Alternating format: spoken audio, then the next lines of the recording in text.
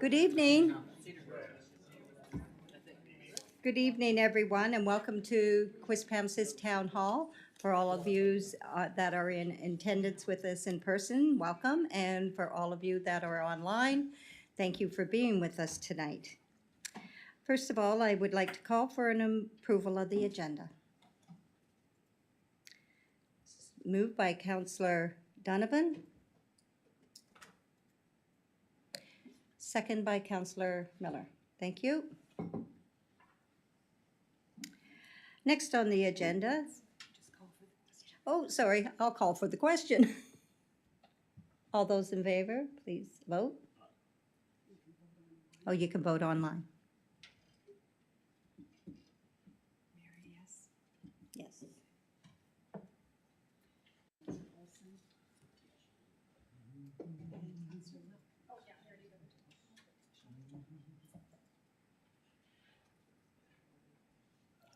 Motion carried 7-0. Thank you. Mayor's comments. Well, tonight it's Deputy Mayor's comments. So first of all, I'd like to start this evening by sending along our thoughts and best wishes to our Mayor, Libby O'Hara, who's not available to join us this evening, but hopes to be back with us next week. I'm pleased to sit as the Vice Chair of the Fundy Regional Commission's Community Development Committee. This is a new committee struck as part of the local governance reform, and it includes representatives from the Fundy Regional Service Commission communities. The committee held its first meeting last week, and I'm looking forward to working on many focused areas, including affordable housing, diversity, promotion, healthy communities, social inclusion, and newcomer settlement services. The spring freshet is upon us once again.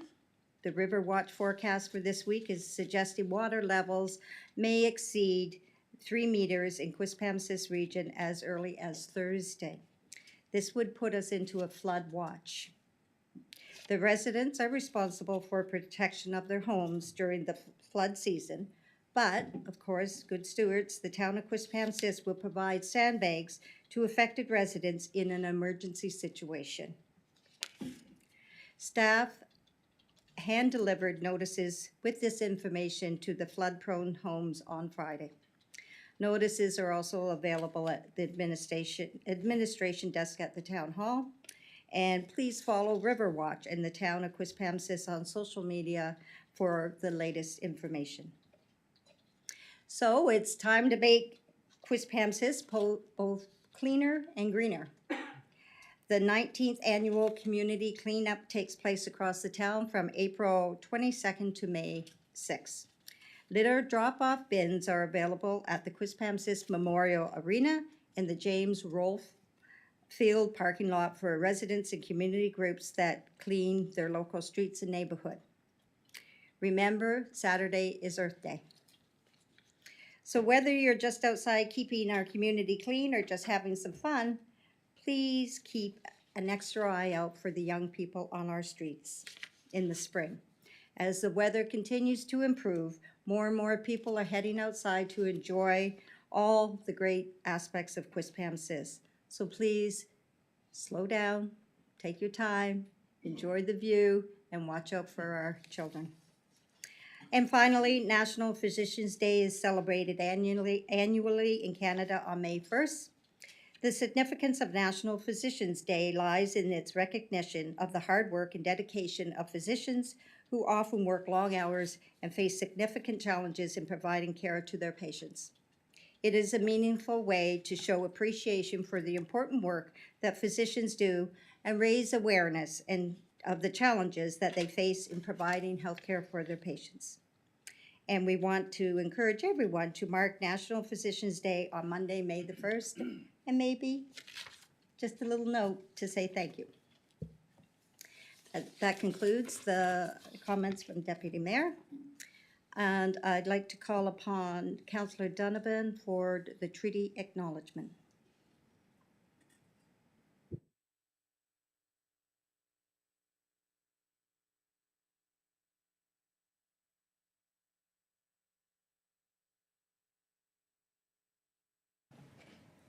Thank you.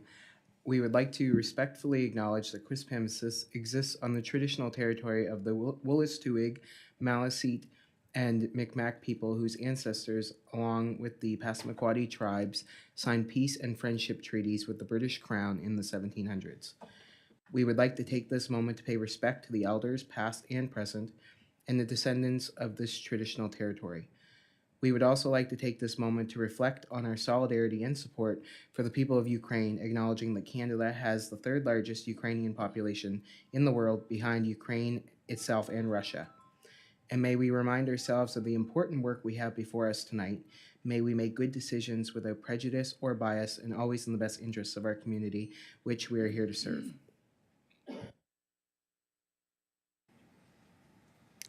Thank you, Councillor Donovan. Item 4, disclosure of interest. Is there any disclosure of interest? Seeing none, we'll move on to number 5, presentations. And tonight it's our honor to honor our volunteers. And I would like to say that we have such a wide variety of volunteers in Quispamsis, and it's not limited to the people here tonight. So everybody out there watching and that are here, thank you for the unseen volunteers as well. And tonight's a night to celebrate some of our finest here in Quispamsis. So Councillor Bigger will be reading the recipients, and I will go down and present the certificates. Thank you. Just give me a second.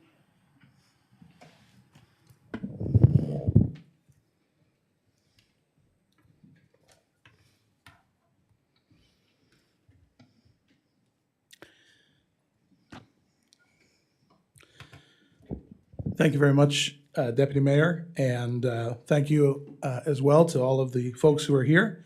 It's, as the Deputy Mayor says, it's our honor to have a chance to recognize the wonderful spirit of volunteerism that is in our town. I have a number of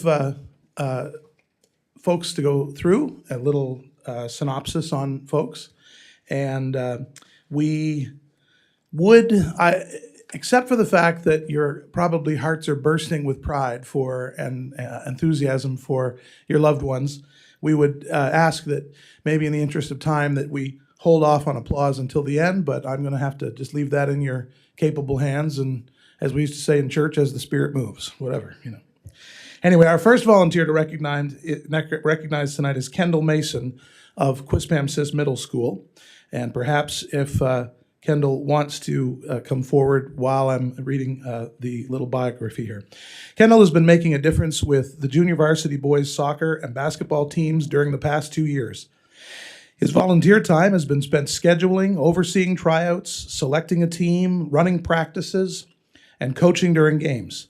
Kendall has also been an active member of the QMS Parent Connections Group, whose mandate is to enrich student life, coordinate volunteers, and fundraise for special projects. During the past 2 years, his accomplishments have included organizing activities, volunteering at events, coordinating staff appreciation, and regularly attending meetings. He starts early or stays late as required and is always interested in the well-being of the students. His dedication shows in various ways. One example, he confirmed arrangements for a staff appreciation meal while on vacation all the way in Cuba. His nominator says Kendall is always calm, rational, and invested in the task at hand. He truly cares for the students and school community. He is aware of the challenges a middle school faces and is sure to fill in gaps when we reach out for assistance, never asking for nor expecting anything in return. We appreciate Kendall for all the time he gives and the insight he offers. Please join us in congratulating Kendall Mason.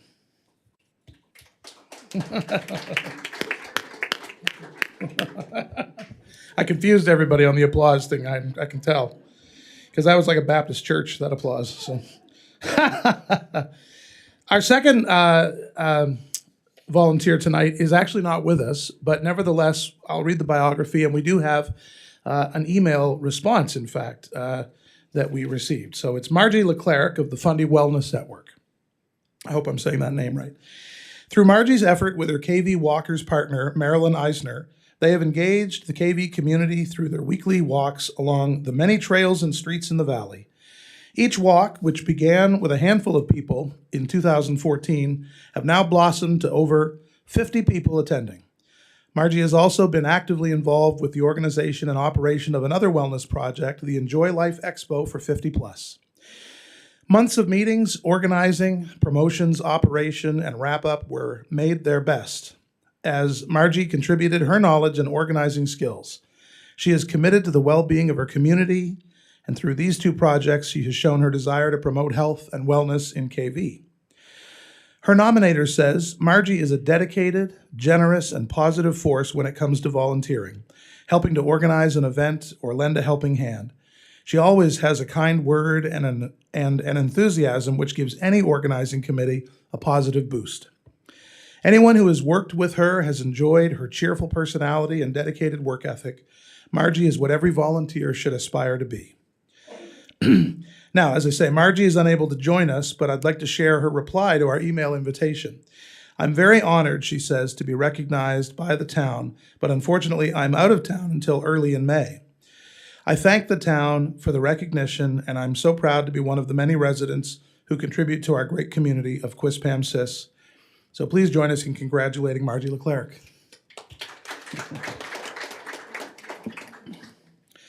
Our third volunteer is David Hennessy of Lakefield Elementary School. Danny has been an active member of the Home and School Committee during the past 2 years. During the many meetings, he has shared great ideas and is always willing to help with any project. This year, he has organized 2 successful fundraisers.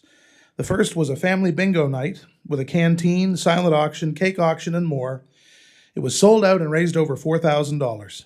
The next, a spring fundraiser, looks like it will be great as well. His nominator says Danny is a hardworking and committed individual. He brings great perspectives to our meetings and always follows through on what he says he will do. We're very happy that he joined our Home and School Committee. Please join us in congratulating Danny Hennessy. Number 4, Malcolm Campbell from KV Minor Hockey Association. This season, Malcolm made it his mission to give the players and their families a weekend to remember as he organized the U11 Family Day Hockey Tournament. He took the months of planning to the next level in numerous ways, including ensuring each team knew everything that the town has to offer in every event that was going on in the area. His meticulous attention to detail had him at the rink for 3 full days in mascot costume for part of it. Malcolm did all of this without having a child in the age group. It was all for the enjoyment for so many players and their families, as well as the success of KVMHA. Certainly, the event feedback received by KVMHA was overwhelming. His nominator says Malcolm is dedicated, thoughtful, and humble.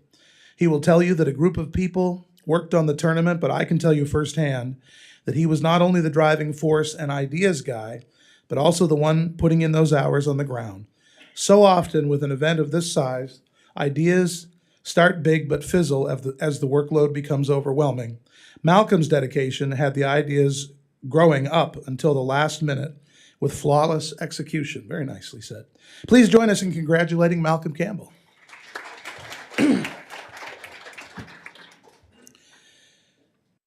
Our next volunteer is William Gaines from Atlantic Emergency Medical Training Solutions. That'll win the award for the longest company name, I think, tonight. William has served as a volunteer fighter with KV Fire and Simons for 15 years. He's also been a Big Brother and Dragon Boat volunteer. William has shown himself to be a firefighter leader through going above the call to teach and train newer members, attending many calls after the long shifts, and staying throughout the incident to ensure adequate coverage. His nominator says William does so much at the department without asking for anything in return. He often works long hours to ensure the equipment is checked and functioning, trains new members, and participates in committee meetings to provide direction to the department. Please join us in congratulating William Gaines.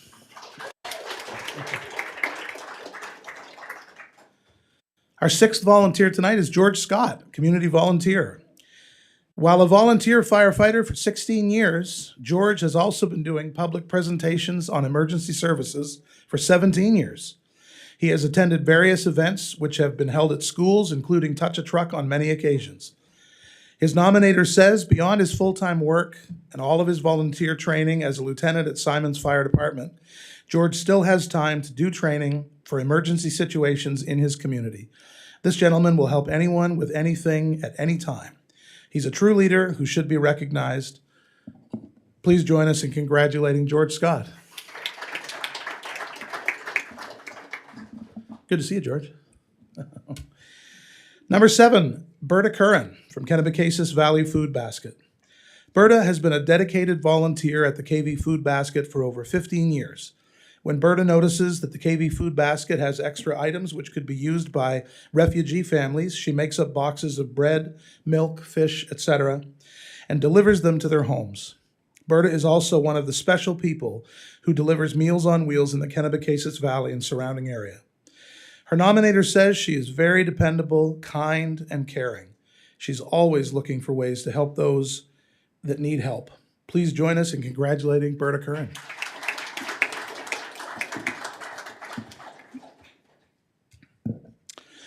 Our next volunteer is Brittany Larkin from Sky Athletics. Since approximately 2006, as a long-standing volunteer in the community, Brittany has held a variety of positions in cheerleading and the community.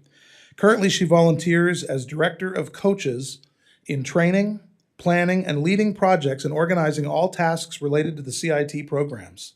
She excels in her communication role with athletes and parents, while also working collaboratively with coworkers, always willing to lend a hand wherever needed. While being a full-time medical laboratory technician and completing her Bachelor of Science degree at UNBSJ, Brittany exercises her skills of dependability, professionalism, and finishing to maintain her high quality of volunteer work. Her nominator says, you sat down too quick. Her nominator says, Brittany's work ethic is excellent with strong organization and planning skills and a high level of autonomy.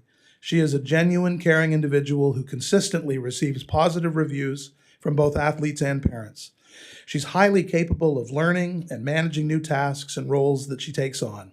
If Brittany needs guidance or assistance, she doesn't hesitate to seek the help and information she requires to be successful in her endeavors and to ensure she produces quality outcomes in her work. Brittany is highly deserving of recognition for her outstanding contributions. Please join us in congratulating Brittany Larkin. Lovely. These are nice. Our next volunteer is a twofer. We got a duo here, Rich Lake and Paul Keys from KV Girls Softball Association. Rich and Paul have been longtime volunteers with KV GSA, contributing 10 years to developing players in our community. They both started when their daughters were young and have continued to come back year after year to coach in the John Jellison Recreation League. They have always coached together and worked well together, which is reflected in their team. They are a package deal. Despite the fact that their daughters have aged out of the program, they both expressed interest in continuing to coach this season. Their nominator says, when we would put out the call for coaches each year, there was never a question if Rich and Paul would apply. We knew they would. They have coached the same core group of girls year to year and developed a rapport with players and families, which is a testament to the type of coaches and individuals they are. The balance between introducing and enhancing skills, teaching good sportsmanship while being competitive and making it fun is difficult, although they make it seem effortless. It's exciting to think that a whole new group of players will have the opportunity to be coached by this dynamic duo. Please join us in congratulating Rich Lake and Paul Keys.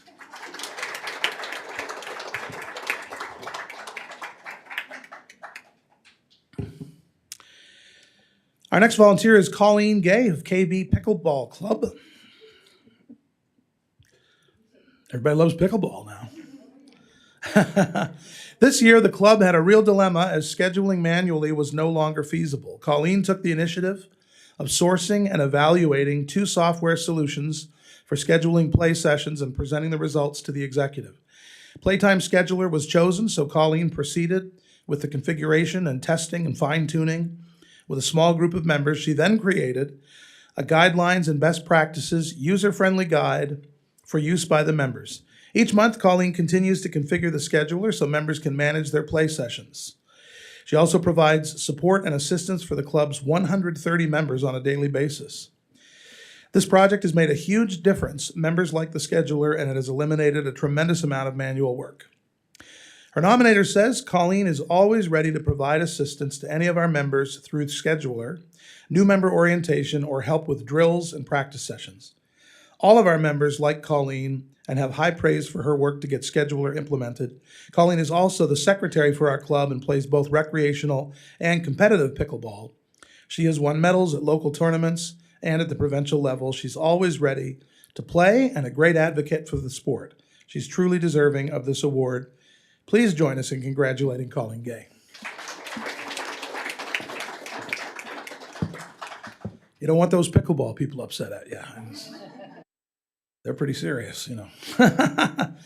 And our final volunteer, but as the deputy mayor says, we're surrounded by so many people, it seems, in our community that go above and beyond. But our final volunteer that we're honoring tonight is Patty McMacken from Kennebecasis Public Library. Patty has been a library volunteer since 2016 and has volunteered more than 300 hours in the library. Along the way, she has helped with everything, including library book donations, shelving library material, and any other tasks which require immediate attention. She has also spent countless hours volunteering on the library's behalf outside the library, creating and organizing special projects. Included were the creation of a knitting needle lending collection, a part of the alternative lending library, and the design and creation of a pair of custom puppet prop holders for the inside of the ever-popular Puppet Theater. That would go over good here, I think. Not only is Patty a huge supporter of the library, but she is also one of its greatest advocates. Her nominator says Patty is always finding new ways to support us at the library. Her energy, organizational abilities, talent, and enthusiasm have allowed us the opportunity to move forward in new directions that would not otherwise be possible. Her advocacy has brought new faces through our doors, and her tireless volunteer efforts inspire us each week. So please join us in congratulating Patty McMacken.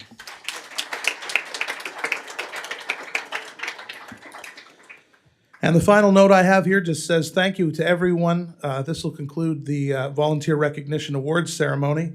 Council meeting will resume now as usual. And so congratulations to everyone, and thank you so much.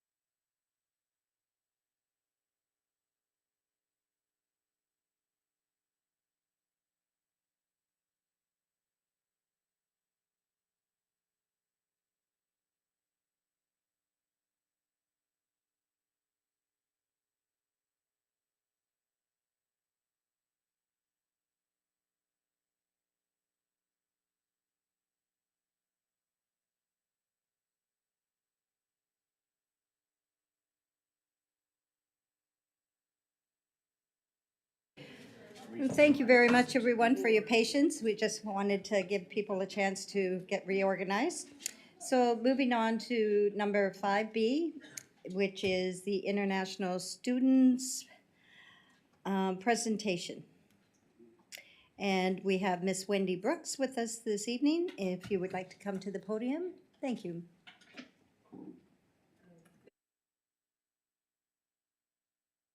This evening.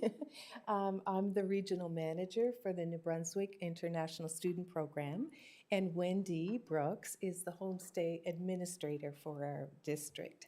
So first of all, thank you so much for giving us the time to be here tonight just to share a little bit about the program. And I feel so great just watching all of the volunteers tonight receiving their awards. So it's special to be here with you.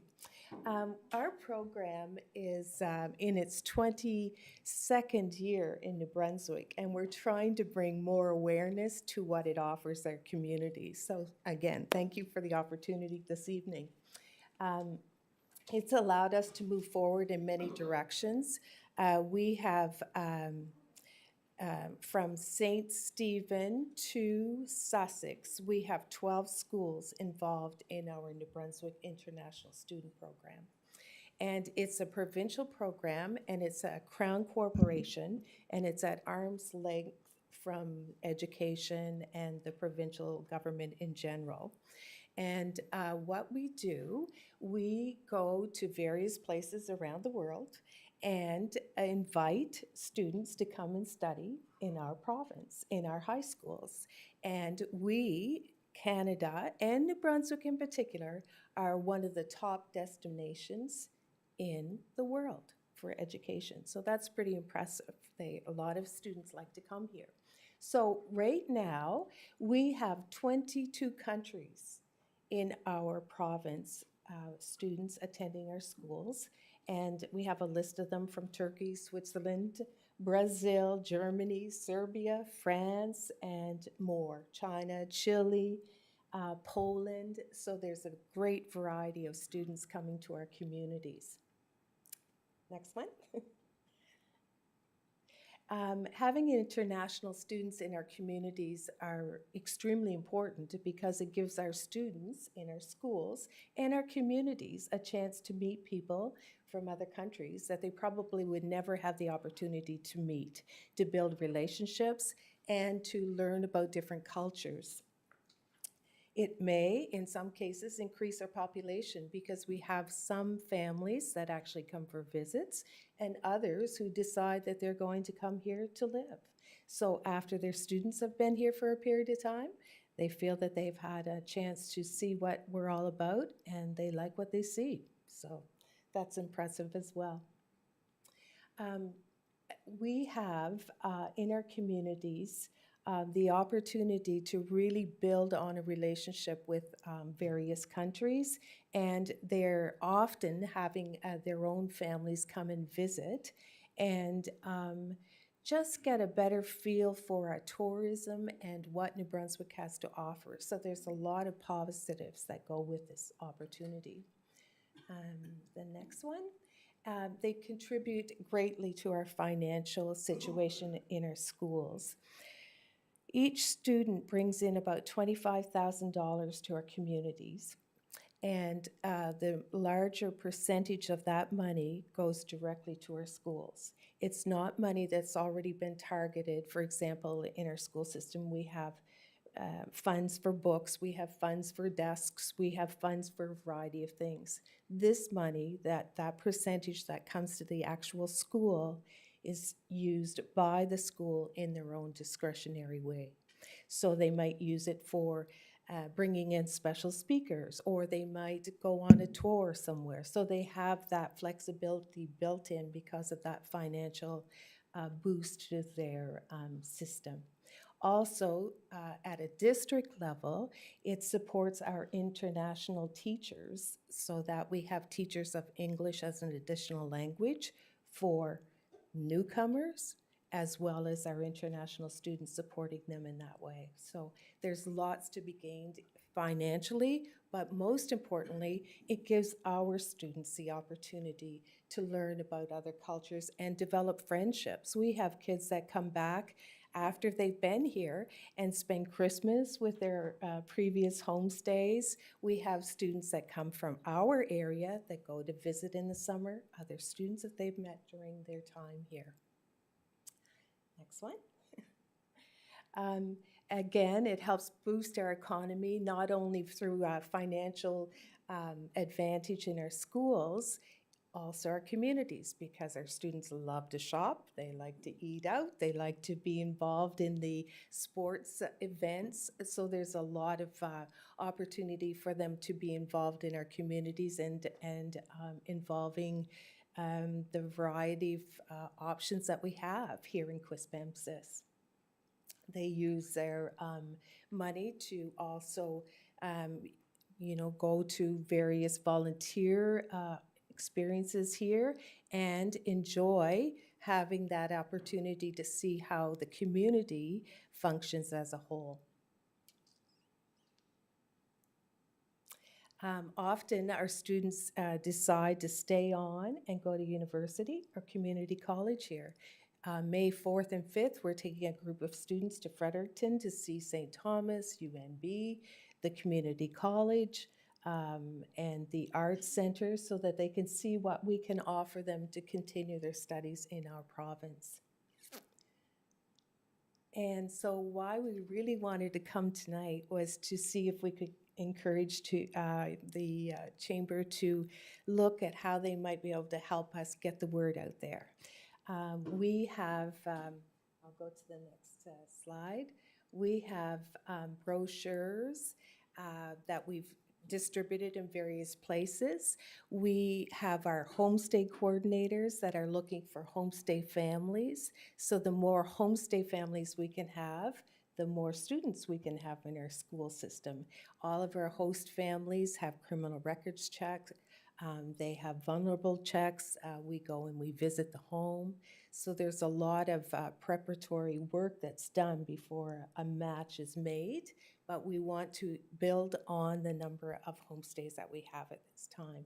So we're hoping that by getting the word out there that we could maybe get some more people interested in that opportunity.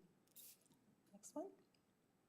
So we're hoping that you'll tell your friends and that if there's other opportunities that we could have students maybe go to volunteer activities or special groups that are together, that would give them the opportunity to see that we have students here and that they're a part of our community. And so we've gone to various councils so far. We've been to St. Stephen, Hampton, St. Andrews, and tomorrow night we're going to be in St. George. And so we're just wondering if there's places that we could have displays of our brochures, or we have some visuals that maybe could be put on a website. We're not sure. I guess we're just wondering if there are ways that we can work together to bring that word to the community at large. And I think that's the end of the slides. About social media, if you have for accounts or maybe on your Facebook page, just having a little line there that people could explore the information. We're just looking for ways to increase our awareness, I guess. So thank you very much for your time. And if you have any questions, I would be pleased to try and answer them. Thank you, Debbie, for your presentation. That was great. Okay. Interesting to learn something new every day. That's And 25 students at Kennebecasis. Right that's now. wonderful. Yeah. So I will open it up for questions.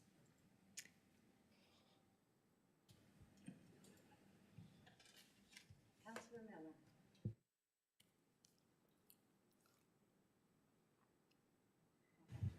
Thank you, Your Worship.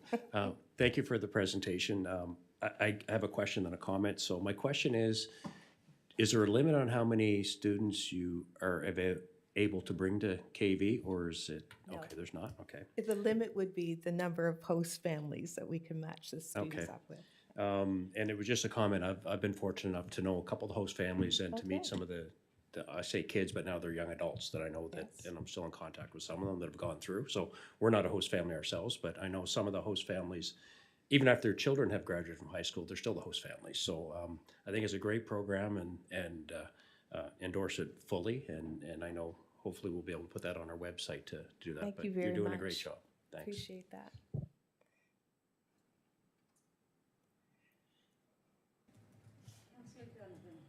Thank you. I don't have a question, just a comment. I sit on the library board, and we get to hear every month about how many people actually come into the library, and it would surprise most people. And I think they have a like a bulletin board over there, and I'm sure if you contacted them, they would be happy to help Thank you you. for that idea. That's great. No problem. Thanks for your presentation. Thank you. Thank you very much. And we have it on our Facebook. Oh, wonderful. And I know that we are also having pushed it on for discussions at the regional commission level and through the economic development. Thank So- you so much. Really, I appreciate Thank that. you. And I think it's good for all of us at the end of the day. So thank you. Oh, thank you, Your Worship. Yeah. So I did want to thank Ms. Thomas for the presentation. I don't have a question, more so just a comment. We were lucky enough to host a very wonderful young lady from Peru, a different program, but it was a very wonderful, rewarding experience. So I think it's a great program. So thank you for what you're doing. I will make the motion that Ms. Debbie Thomas be thanked for her presentation, and a link to the New Brunswick International Student Program be published on the town's social media and accounts, along with displaying information brochures at town facilities to help promote and bring awareness of the International Student Homestay Program. Thank you so much. I appreciate that. Thank you.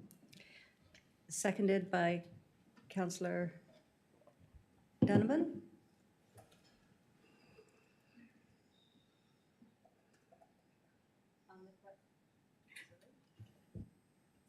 Please vote now.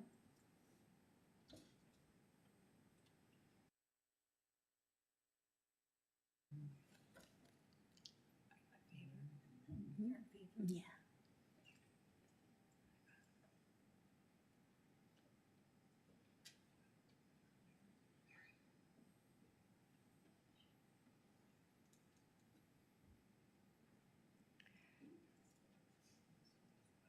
So, Councillor Donovan's asking for questions. The vote has been taken, so. Is it We missed a motion. That's what I was. Carrie put it through? The volunteer. Okay. That's okay. Yeah, she was good with Councillor that. Bigger thanked them.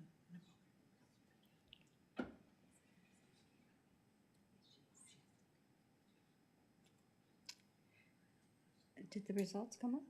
Yes, motion carried. Oh, thank you. Motion carried, 7-0. Yes. Thank you. So, moving on to item 6, public hearings. And tonight we have a public hearing, and I'm just going to go through the process so that everybody's clear on the process. So first of all, we'll have a presentation by the proponent. And those wishing to speak for or against to the proposal shall be given an opportunity to be heard for 5 minutes, up to 5 minutes. The mayor, or in this case, the deputy mayor, will ask 3 times if anyone further wishes to speak for or against the proposal amendment. Then the proponent will make a final submission. PAC written views are noted. Councillors may ask questions, and at the end, a motion may be presented and voted upon. So we'll start with the presentation by the proponent. Just read the item. This is public hearing, February 21st. No, is that 23rd? That's the date it first came, just. Okay. Rezoning application 640091 NB Inc. -8 Leiden Drive, PD number 54619, residential R1 to commercial, proposed parking lot development and storage shed to support business at 170 Hampton Road.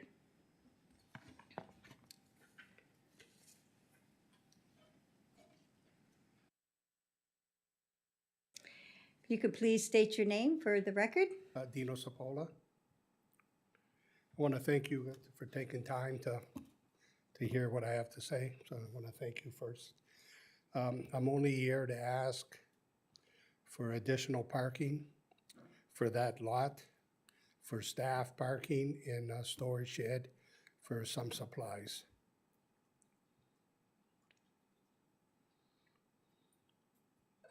That's all I'm here to ask for. Is that the extent of your presentation? Yes, that's, you have a copy here from my, from Don Moore's, a plan of the, what's being done to the land. If you have any questions, we can take it from there. But Okay. that's, I just want additional parking and a storage shed. That's all I'm asking for. Thank you. Thank you. I would now like to call anyone wishing to speak for or against the proposal to come forward.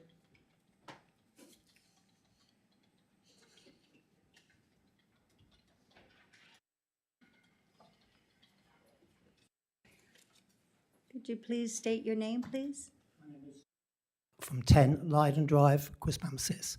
Thank you, Mayor and councillors, for listening to me. My objections to this are, I sent a letter in after receiving the full documentation, which wasn't available at the last meeting, but I did make some observations and I need some clarification. But my first point is, if a council approve this application, what is to stop the applicant from expanding his present property onto the new rezoned area in the future? And what assurances do the residents have if this would happen? Second point, I would like to further clarify on the elevations on the grading plan. It appears that the top of the berm is approximately the same height as the parking lot, within a few degrees of the percentages. The height of the elevation of the road, which is Leiden Drive, is 1 metre above the elevation of the parking lot. The proposal is to put 1.2 metre trees on top of the burn. Well, a 1.2 metre tree and a 1 metre difference between the top of the tree and the road is negated.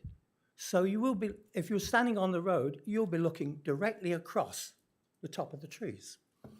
And thirdly, the original proposal was for a 30-foot buffer around the whole perimeter of the property.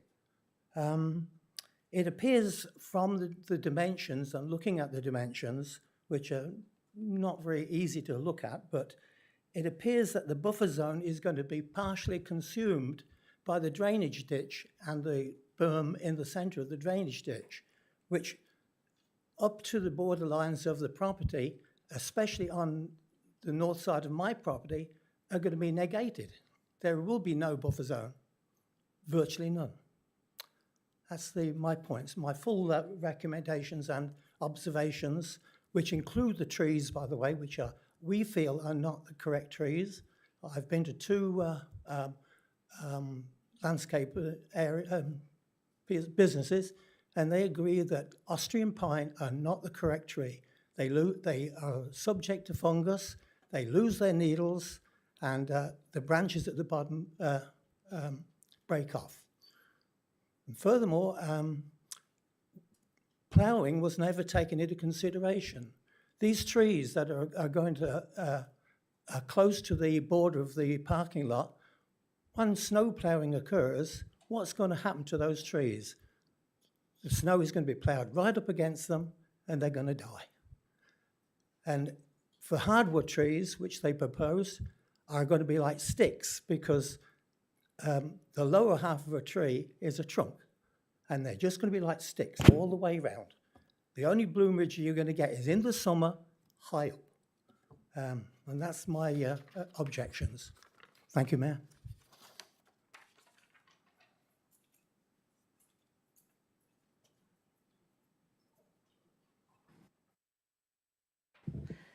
Thank you. Is there anyone else who wishes to speak for or against? Please come to the podium.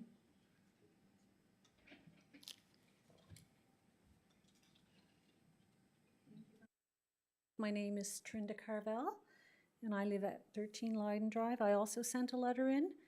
I'd just like to start by saying I support everything that Stuart has just mentioned, and I hope that you're going to answer his questions or his concerns. I was kind of hoping you'd do that before I stood up, but after is all right.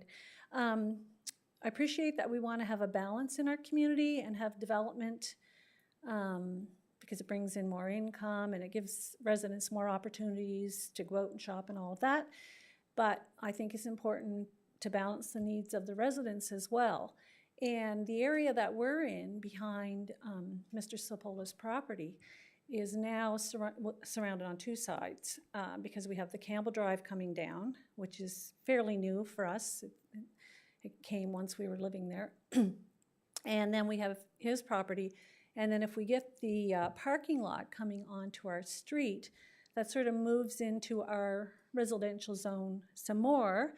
And I think it sort of throws off the balance between commercial and residential in the sense that we're losing part of the buffer between our property and the commercial zone.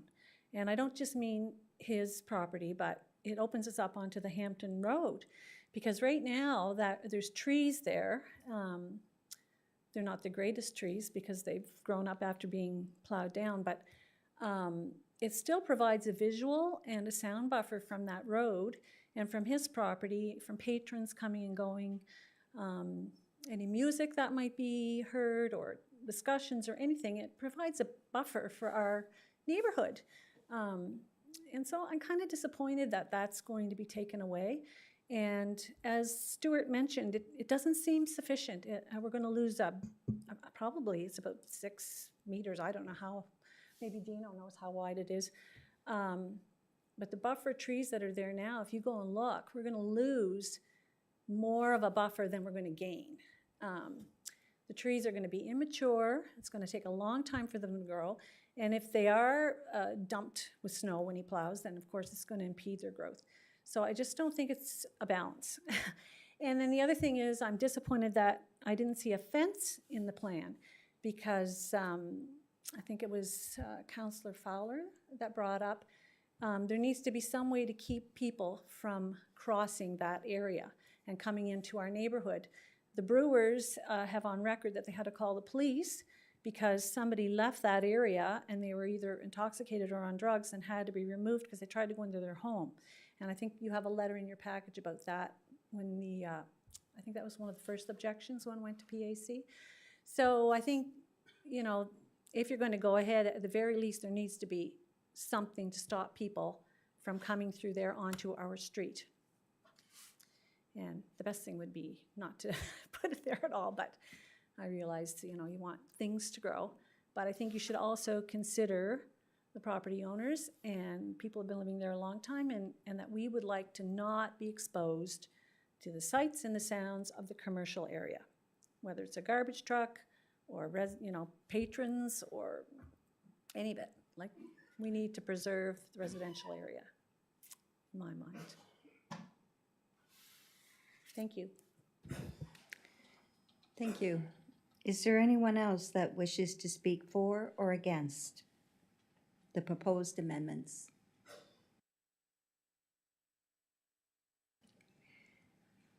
Is there anyone else who would like to speak further for or against the proposed amendments?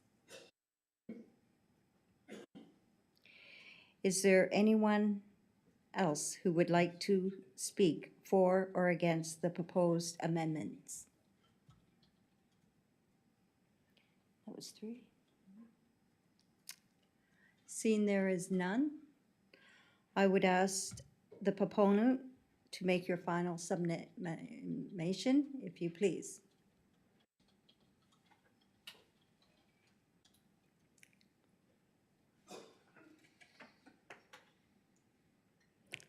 Please state your name. Phil Richet. Thank you, Council, for letting me speak. We understand the concerns of the residents on Leyden Drive. For us, it will improve our business and improve all businesses in the plaza. There is some concern still, and we're still working through it, especially with the residents with the trees. Knowing the cost of everything right now, if it does go to the next phase, the landscape architect, I remember with PAC was one recommendation to having a landscape architect looking at what we could negate the noise and all that stuff. We're trying to keep the cost down, and I'm sure with the developer agreement before it's signed with the landscape architect, those questions will be signed off before we do anything. And I do understand, like, we will make adjustment on what needs to be done for us to accommodate, both the residents and for us to move forward for our expanding a bit, not the business, but like patrons. And I understand it's hard, even with a fence, people will climb a fence. Unless we put a 20-foot fence, which is against the bylaw, it will be really hard. Doesn't matter. People will find a way to climb or go through the trees, even with a buffer zone or a fence. Yeah. Any questions from council? Those are my final comments.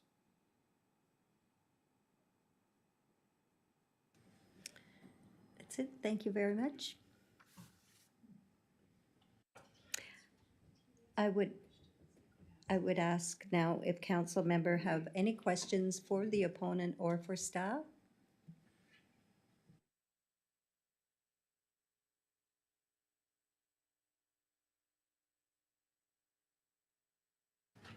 Councillor Love. Thank you, Your Worship. I don't actually have a question just yet. I'm just wondering, and I'm sorry, I don't know the resident's name. I know he had a number of questions, and I just wanted to make sure that he felt that the questions he had were addressed. On all of the questions? Yeah. On the letter that I sent in? Well, no, the one like you had presented and you had asked a few questions in your presentation. I'm just wondering if you felt that the questions that you had in your presentation were addressed. Yes. Just a sec, I'd need you to come to the podium, please. Is he allowed to come to the podium?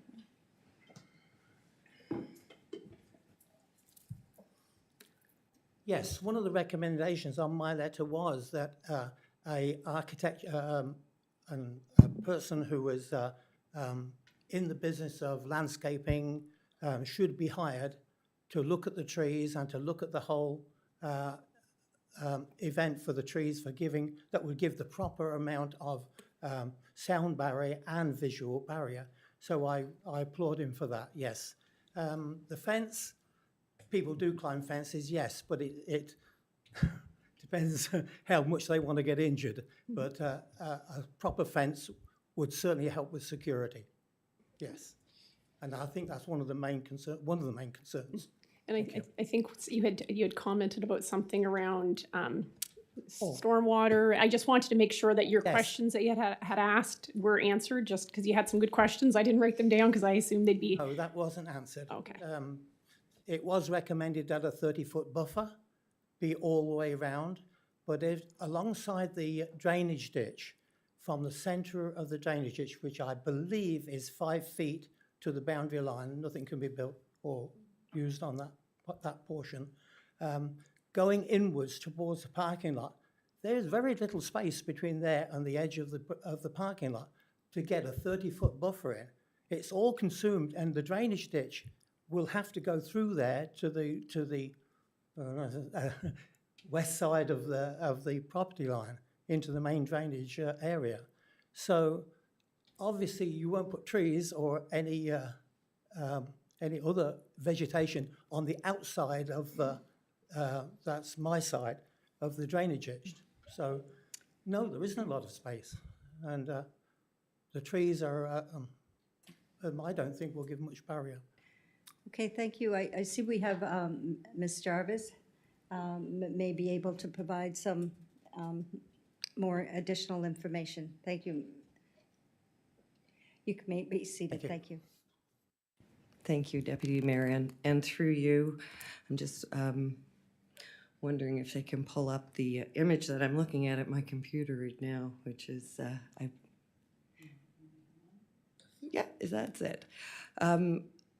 This is shows the buffers and the setbacks that have been proposed and actually designed by Don Moore, surveys and stamped off by a professional engineer, although has not been seen by a landscape architect yet. It does show a 30-foot buffer at the front end, which was a recommendation of the PAC committee that 30-foot remain at the front of that lot. I know that there is a berm that is proposed to go, and it is used for the direction of water.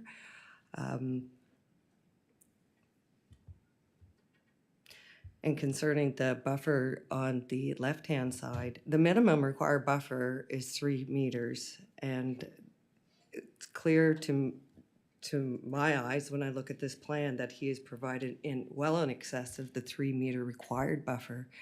I understand talking to the applicant that the intention is to leave most of the vegetation that is in that area and to supplement it with more. So I hope that answers Mr. Stewart's questions. Thank you, Mrs. Jarvis. Go to next in queue, Councillor Bigger, please. Thank you very much, Deputy Mayor. And thank you very much to the residents for coming to express their thoughts and concerns. Appreciate that a lot. I have a couple of questions, if that's all right. I don't want to overstay my welcome here, and I don't know, with one or two of these, I don't know if the proponent or the residents would be better to answer it, but I'll let it, I'll just ask my question, and if someone knows the answer, I'd love to hear the answer. For one thing, I'm wondering, it's a vacant, it sort of sits there as a vacant lot. I mean, we know it's owned, obviously, by the proponent, but to what degree, is there any sense of to what degree people walk through that lot to get access down into that plaza now, currently? Perhaps the residents would be, someone would be able to speak to that. Is there any sense of people, making their way down through there when they're getting down to Mexi's or to go across to the plaza? Not much. I would have to have people come to the podium. Oh, yes, yeah. And Thank I you. just want to get a clarification on procedure with the clerk. Just a moment, please.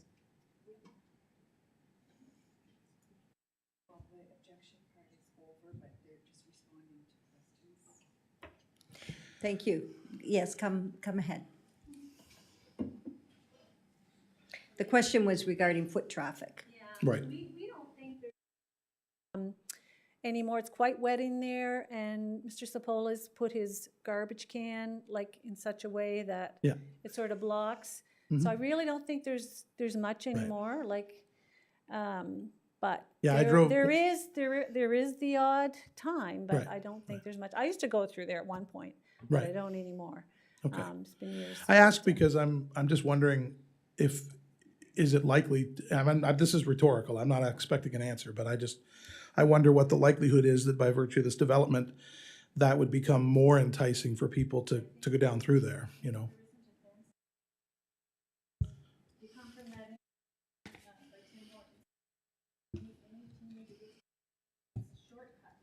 Up that hill. Yeah. We do have some garbage on our street from those kinds of places, but it seems to be all along, so I don't think they're just coming through there and then dumping. Okay, thank you. Okay. The other question I had quickly was for the proponent.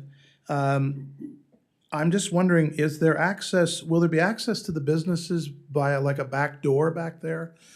Or will people be parking there? I know that staff parking was kind of the raison d'etre here, and it was the progenitor of this whole sort of thing, was to kind of, as I understood it, to kind of try to clear the front parking lot out somewhat for use by customers and try to encourage staff, mostly to go to the back. But I mean, if there's 30 or 25 spaces, it's been reduced to maybe by PAC's recommendation.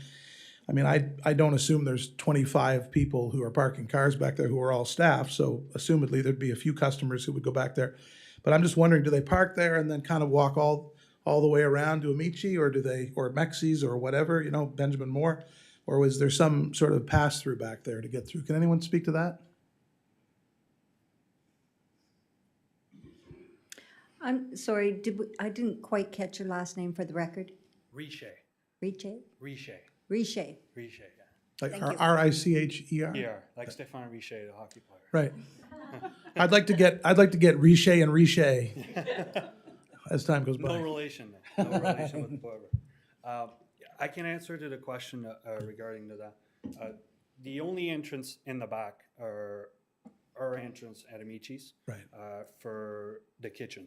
So Okay. it's only the morning, Right. and the girl, the waitresses or the waiter leaving at night on the back side. Also, the KV Chinese have their door. That's their door to the kitchen, and the other, there's the Benjamin Moore door also, that it's only used for deliveries during the week from Monday to Friday. Those would be the only 3 doors that are being used. So patrons would, like, if there is so much traffic throughout the Right. plaza, they don't have to go all the way around to get Okay. in the front of the business. So a gaggle of well-fed customers coming out of Mexi's at the end of an evening of having some dinner on a Friday night or a Saturday night, they're not going to be able to sort of casually just like walk back through a back door out into that parking lot and then stand around for 20 minutes to all say goodbye to each other, No, not as people whatsoever, tend to no. do. But they'd have to make the traverse around and All okay, the way around the all building. right, yeah. And the planning officer answered my question about the buffer. It was 30 feet all around, but then the planning advisory committee's note about how they're insisting that the 30-foot buffer exist on the south side, which is on the Leiden Drive side of this.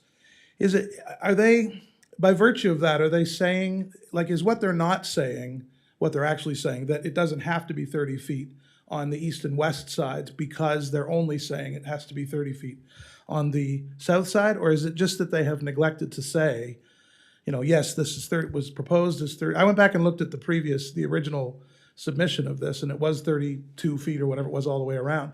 And so just to confirm, has that changed on the east and west sides? And especially as the resident makes mention about drainage concerns and the little tiny bit of space you've got there to work with. Maybe you can answer that for me. Ms. Jarvis? And I'll be quiet after that. Thank you.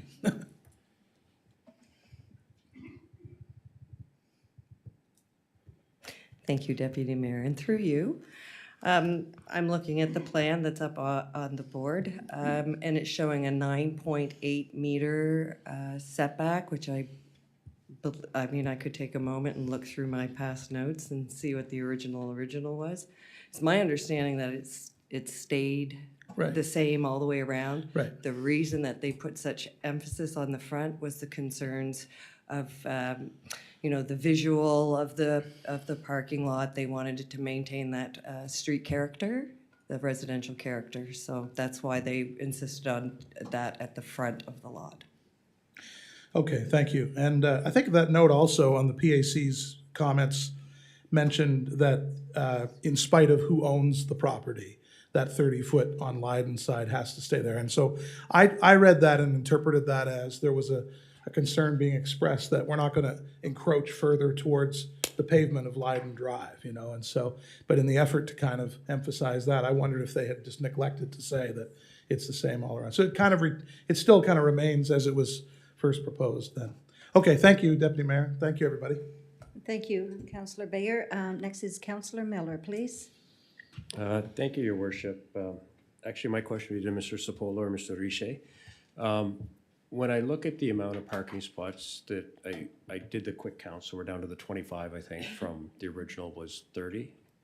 When I just count around the back, there's about 25, which is about the same amount if you go around the side and around the front. So it does make quite a large space open in the middle. So I guess my question is, do you really, it's just a question, do you really need 25 there? Because can the setback even be a little bit more than 30? Because when I look at the back, there's a lot of alders, it's very wet. I know when you're probably cleaning it out, you're probably gonna change the water, which is normal, it's there. Some of those may or may not survive. It's just, I guess my question is, that's gonna leave a big empty spot right there with the parking, so is 30 meters enough? I guess I'm gonna look at Ms. Jarvis. I know that 3 meters are standard. We're up to 9.8, so we're at 30 feet, not 30 meters, sorry. 9.8 meters, 30 feet. That seems like an awful lot of parking because it is the exact same amount as what you've got all the way around your building, all the way up to Amici's on the side. Maybe a little bit less because you've got 3 or 4 in the front. So it's just, it seems like a lot of parking for the spot. I mean, I go there, I frequent the establishment. I go to Mexi's. It's just 25 seems like an awful lot, especially since the initial premise was for people that work there, the couple of overflow, but it just seems a lot. So I guess there's a question is there any appetite to make it less than 25? I guess that's just my blind question. So I'll let the proponent respond. Maybe we'll go to Mr. Coburn first. Oh, sure. For some comments, and then to the opponent. Thank you. Thank you, Deputy Mayor. Through you to Councillor Miller. So when these developments come in, from a planning perspective, what we use as our guide are the bylaw requirements. So the zoning bylaw dictates minimum number of spaces based on the usage. It doesn't get into maximum number of spaces. So it doesn't say a business can only go up to a certain number of spaces. What controls that is, are you meeting the buffer requirements? So in this particular case, they're meeting the minimum 3 meter buffer requirement. There's nothing in the zoning bylaws that actually sets a cap on the number of spaces you can have. So that's what we have to go back to. So when we look at these developments, if there is a challenge in terms of, from a bylaw perspective, there is no cap that you can apply, not to just this business, but whatever business or development was to come in, we'd have to apply the same principles. So from a planning perspective, we look at what are the requirements in the bylaw. They establish minimums. Are they meeting the required minimum setbacks and buffering? In this case, they are. So then it becomes down to what is that standard that you would use from a zoning perspective to say, here's the maximum that you can have. So that's what we look at, and that's what we go by. If there's additional room to provide additional parking and they're still meeting the buffer requirements and the setbacks, then it becomes a bit difficult to all of a sudden say you can't have that number of spaces from a zoning planning perspective. Councillor Miller, would you like a follow-up?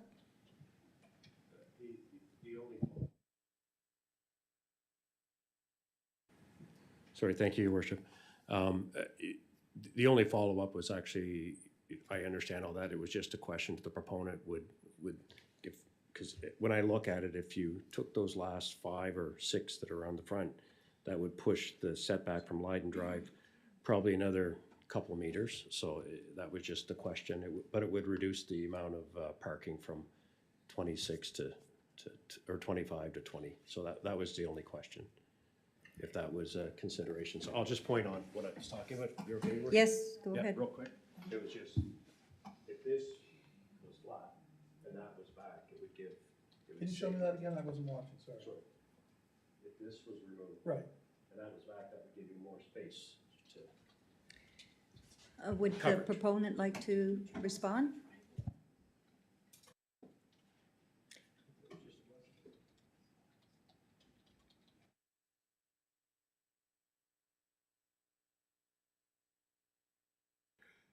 I forget what the limit is. I have a 30-foot buffer. 3 times, I think it is, what is the bylaw. I think I'm being more than fair on my buffer. And also, who knows, my next tenant, I could need more parking. The paint store moves out, and who knows who I could rent it to that could have more, a small little call center, whatever. So I'd like to take the opportunity for the parking that I'm asking for. Thank you. Thank you. I'll go to the next in queue is Councillor Luck, please. Mayor, I'm not sure if I'm. I just had a few questions. In terms of the proposal, I guess to build on some of the other questions, is staff parking. Is there anything planned to try and ensure it is being used for staff parking, like will there be signs up or anything like that, just so again, it's not being frequented to kind of keep the noise down so people aren't parking there. And I guess I'll ask the other question as well. Maybe no, you can come up and answer that, and then I'll ask you my next question. What I intend to do is possibly put up some signs, staff parking only. Yeah, 2, 3, whatever it takes, then make sure that everybody can see them. And we do our own plowing, and we'll plow around the sign so people can see it in the wintertime. So. Okay. You have another question, Councillor Love? Yes, I do. Thank you. And then I guess because it is staff parking, and I apologize if it was in the proposal, I didn't see it around lighting for safety. So I'm just wondering, with us cutting into the buffer, will there be any concerns around lighting and the residents? Like, will the buffer be big enough that if you have lighting for staff safety? As far as the lighting goes, I didn't mention anything, I've mentioned it before, I believe, but the only lighting I'm going to add is on the shed. I'm going to have a couple of spotlights, not spotlights, whatever, motion lights and whatever, aiming down to the ground in case one of the employees, somebody has to go there at nighttime. I don't want them falling and tripping or whatever. So there'll be no light pollution, as some people call it. Okay. We're not, so that's, not adding any more lights. Okay. Great. Thank you. Good, thank you. Thank you. Next in queue is Councillor Olson, please. Thank you, Deputy Mayor. I think there's been a lot of comments made, pro and cons with the correspondence and everything else. And as Mr. Richer mentioned at one point in time, the developers agreement, if this goes forward, would address a lot of these concerns that are being brought up by the residents and have been discussed by some council members here this evening. So I would think that there's a request to review several issues associated with third and final reading. So if there's any other questions or no other questions, I'd be prepared to move There's one other question. first reading. Should we, we'll go to Councillor, if it's okay with you, Councillor Olson, we'll go to Councillor Donovan for his question? Sure. Thank you. Councillor Donovan. Thank you. Sorry, I'm last holding everything up. The question I had, and it was brought up before, so hopefully nobody has answered it.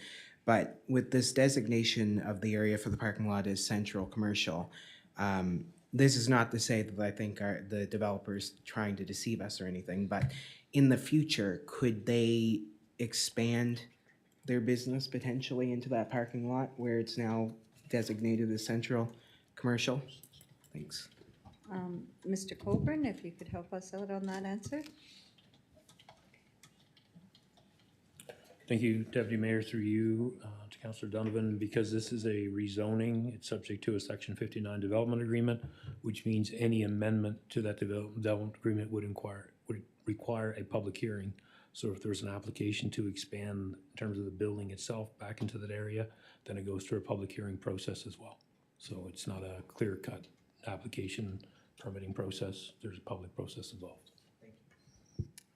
Are you okay, Councillor Donovan? I go back to, Councillor Bigger, do you have another question? Not a question, but we haven't actually read the PAC comments, which I think is a necessary part of before a motion can be made. Just a moment. All right. Yeah. That's all. Yeah, they were acknowledged, they're in the package. I'll go back to Councillor Olson, please.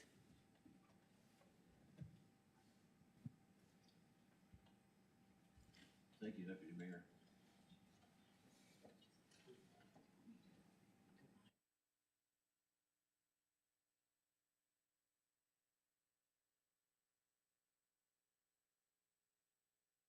Here we go. Okay, that's it. I would like to move first reading be given to proposed municipal plan bylaw amendment number 054-06.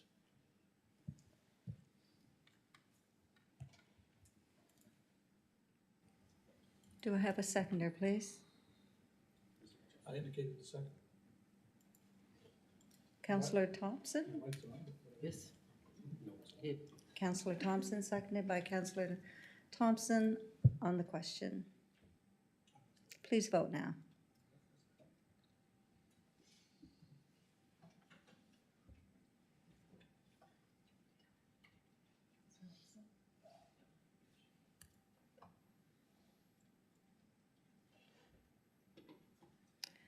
Motion carried 7-0.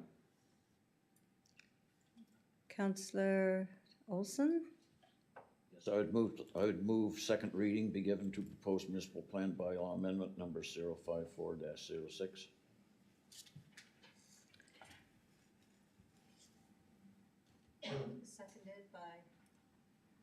Seconded by Councillor Bigger. On the question. Councillor Luck. Thank you, Deputy Mayor. I just have a question about process. So if the first and second reading has been passed, will we be getting any more details before the third reading in terms of some of the adjustments that we were talking about tonight? Okay, perfect, thank you. Yeah. Yeah, staff will provide all that information before the third and final? Yes, the developer's agreement. In the developer's agreement.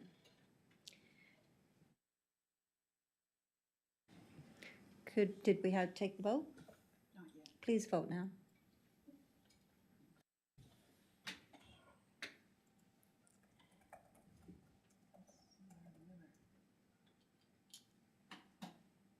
Councillor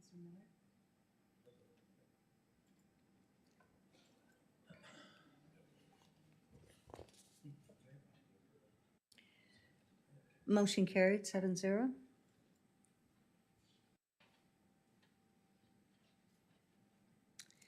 Could have a motion regarding the bylaw or the zoning, please?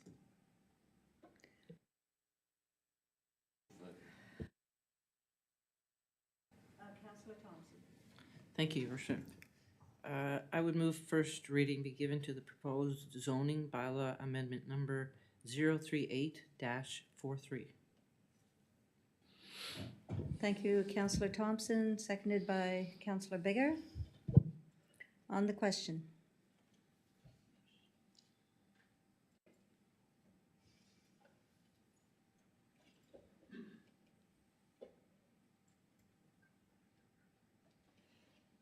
Motion carried 7-0. Thank you, and that concludes. No, one more. Oh, one more? We have one more?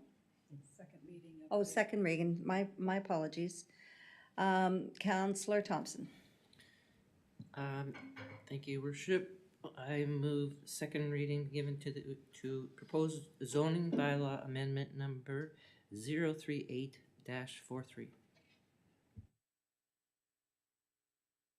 Do I have a seconder, please? Second by Councillor Bigger. On the question?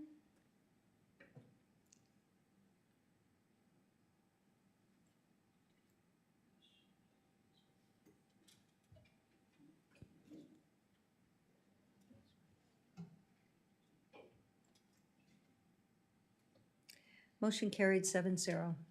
That would we bring it a conclusion on this item. Thank you. Moving along to item number 7, minutes from the previous meeting.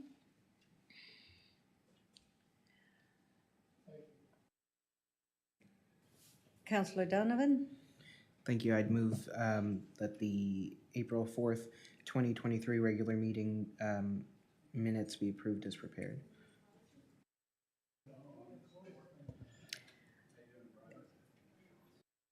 Thank you, Councillor Donovan, seconded by Councillor Luck. On the question, please vote now.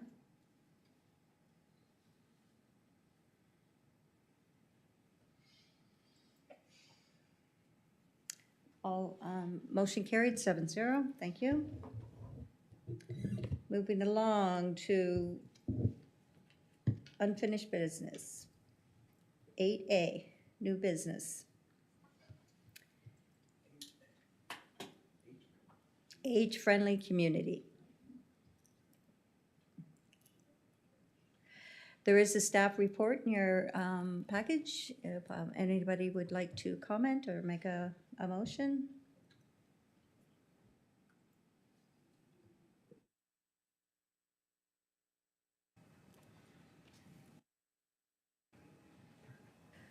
Councillor Donovan. Thank you. I think this is a great idea, and I'd be prepared to make a motion that if council wishes to pursue the age-friendly community recognition program designation, this item be referred to the 2024 budget for consideration of proper allocation for required resources.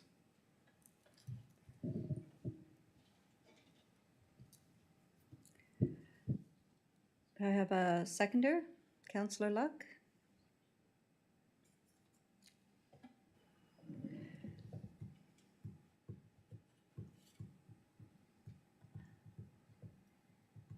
On the question,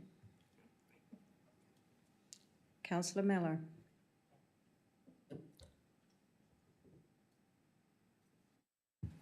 Thank you. I was saying workshop the whole time before. I guess I'd like to hear from our Director of Recreation first, and then I have a few comments as well because I did research it. So I'd like to hear her comments because it talks about costs and time, and there's a lot of costs and time going into the regionals facilities now. So I would just maybe ask for a couple of comments if that's okay. Yes, that would be great. Okay, to Ms. Dana Purton-Dixon, please.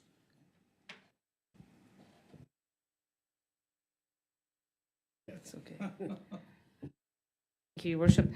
Following the February 7th meeting where council made the motion directing staff towards the age-friendly community designation, staff have done some research and meeting with other communities that have the designation, and all of which is outlined in my staff report. But really, they were very supportive and encouraging about the benefits of the designation, but did advise us that there are requirements from a human and financial resource perspective. So we obviously need to start by creating a committee of council with the terms of reference.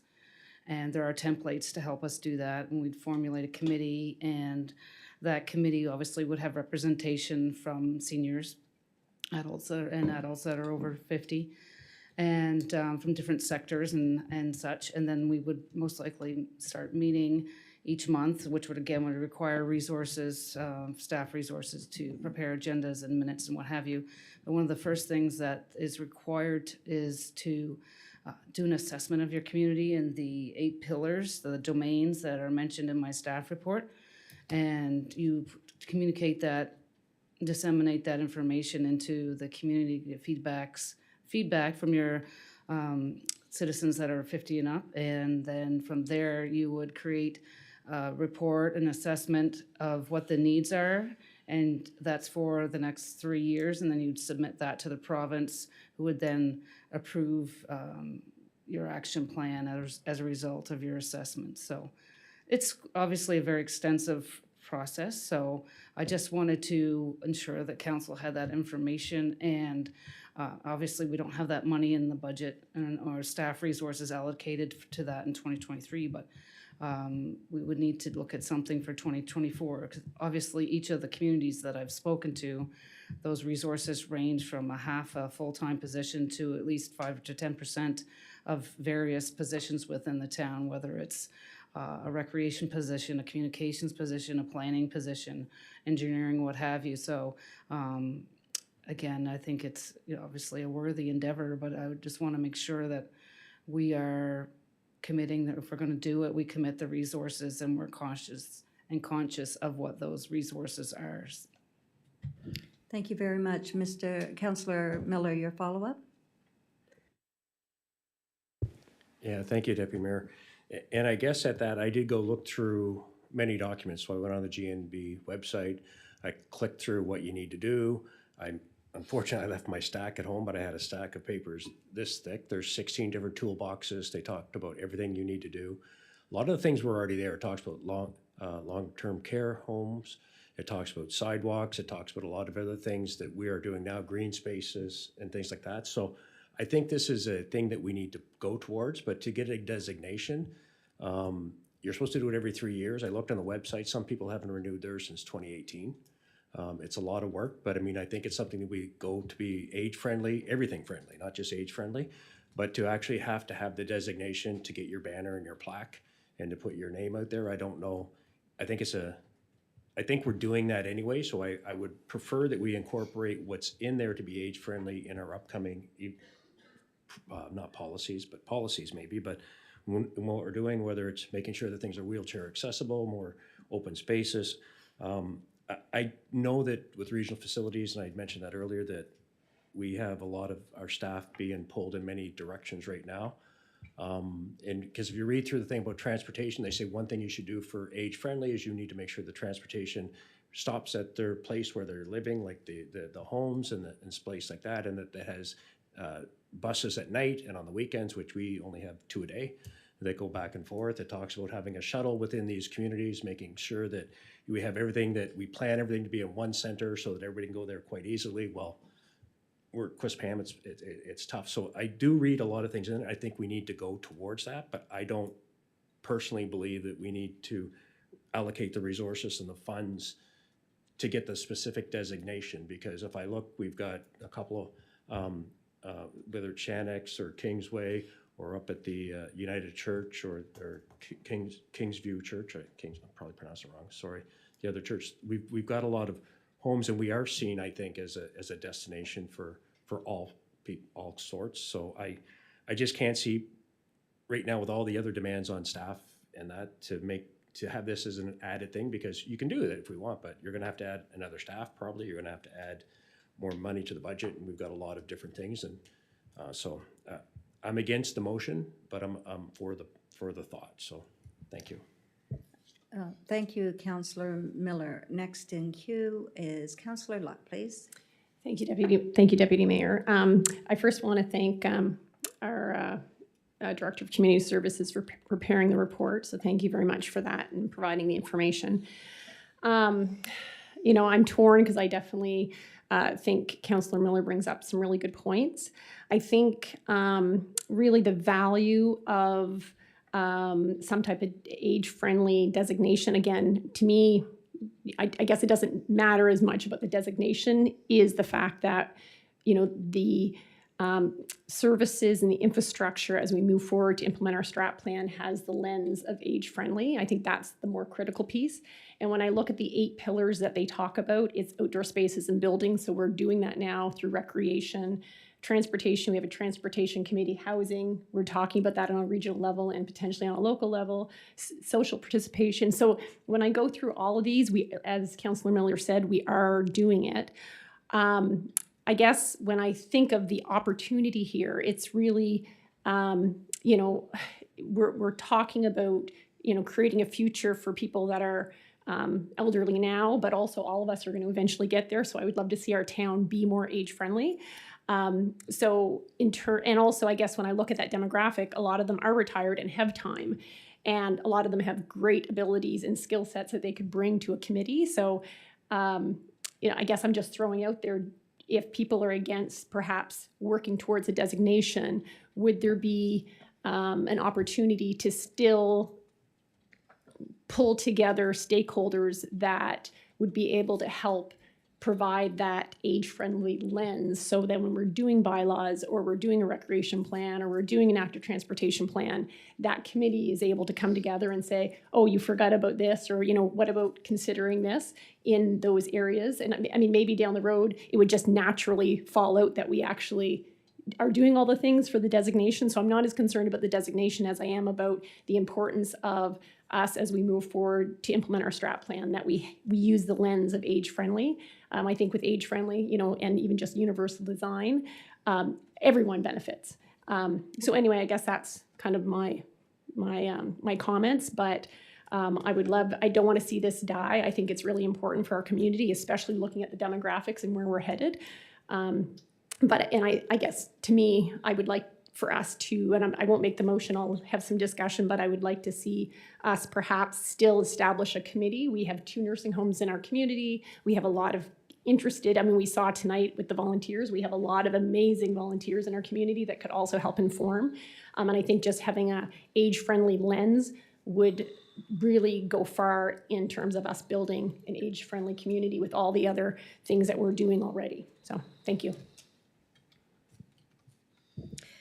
Thank you, Councillor Luck. Next in queue is Councillor Olson, please. Thank you, Deputy Mayor. I agree with Councillor Miller. The Regional Service Commission demands, and by that I mean respectfully, that they have a vision for a lot of work. I've read about 46 initiatives, and we haven't even touched those yet. And we're drawing on people to get actively involved in certain portions of that. And the first thing they've got to do is put these big, grandiose plans together to make this work. And this is just another one of those programs. And with all due respect, I think that our staff is doing a great job on addressing a lot of these issues already. And I'd respectfully suggest that we try and deal with what we already have, rather than create another group that has to be supervised or addressed on a regular basis, because we haven't even touched the workload that we're going to be facing with the regional service commissions. Thank you. Thank you, Councillor Olson. Councillor Baker. Thank you, Deputy Mayor. I just want to sort of lend my general approval or agreement with what's being said here. Certainly, we want to be a community. I mean, I'm sure everyone would agree.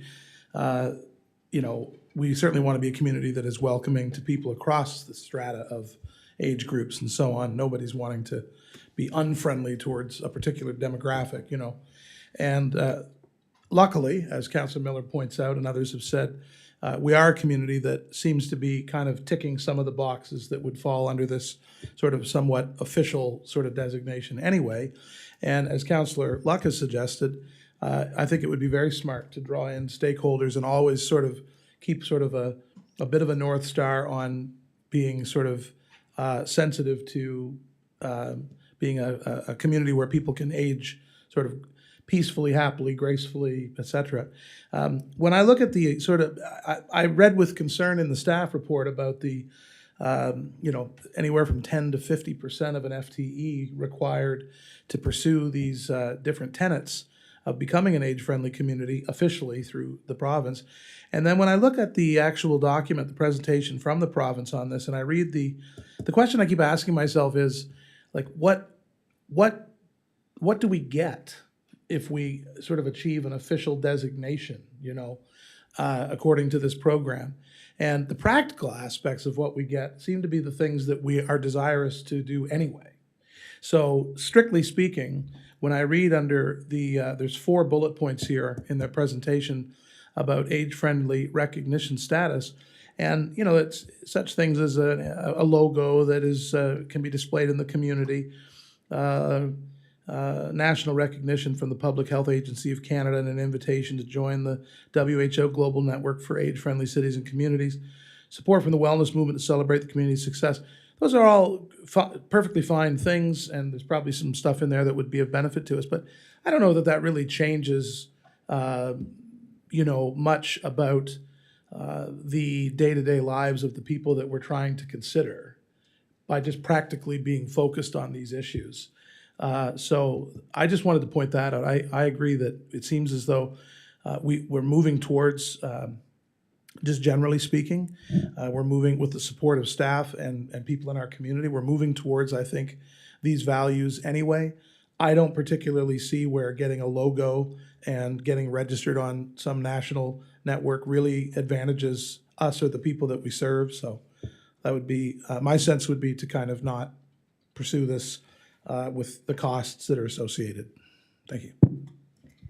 Thank you, Councillor Miller, and I'll just remove myself from the chair. Councillor Thompson, take the chair, just so I can comment on this as well. I do believe that with the report we had a few weeks ago from Porter, looking at all the demands upon the town, and that we are making progress. I believe we are using that lens now, that gender lens, as we do a youth lens, as we do a family-friendly lens. And the result is a community of choice. So I would not want to see us make a motion to go forward to this just based on the constraints on the staff, the cost. But again, in the spirit of being age-friendly, which I think we're achieving here now. So anyway, I will call for, do I have a motion? Already put on the floor. Was there a seconder? Yeah, okay, so we'll call for the vote. There was no seconder? Moved by Councillor Donovan, seconded by Councillor Luck. Okay, on the question, please.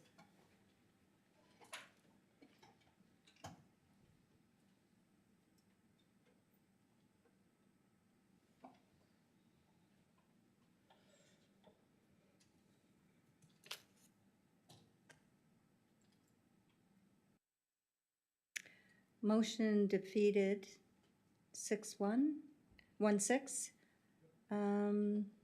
Nay. Councillor Luck. No, nay. Nay is, do you want me to name them? All members. All members, except for Councillor Luck. Thank you.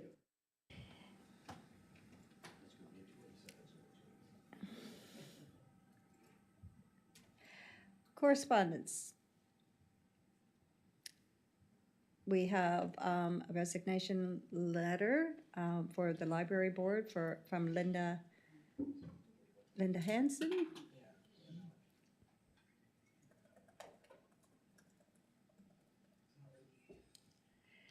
And a recommendation, a nomination for the library board. Councillor Donovan. Thank you. As a member of the library board, I was really sad to see this resignation. Ms. Hanson has served our community very well, and I certainly wish her all the best moving forward. And I would make the motion that council endorse the recommendation of the nominating committee to appoint Mr. Jamie Clark to the Kennebecasis Library Board for a 3-year term effective May 1st, 2023, and expiring June 30th, 2026, and a letter of thanks be issued to Ms. Linda Hanson for her dedication and commitment serving on the Kennebecasis Public Library for the past 7 years. Thank you, Councillor Donovan, seconded by Councillor Olson. On the question?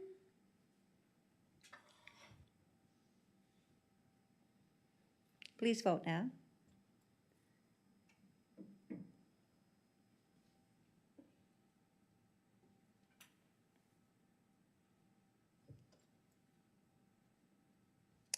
Motion carried 7-0. Thank you. Okay, we're on number 10.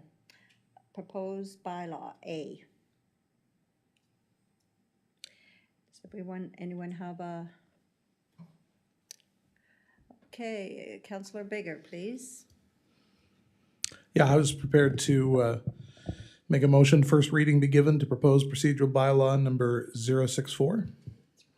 Oh, pardon me, excuse me. There we are. I wonder where it went.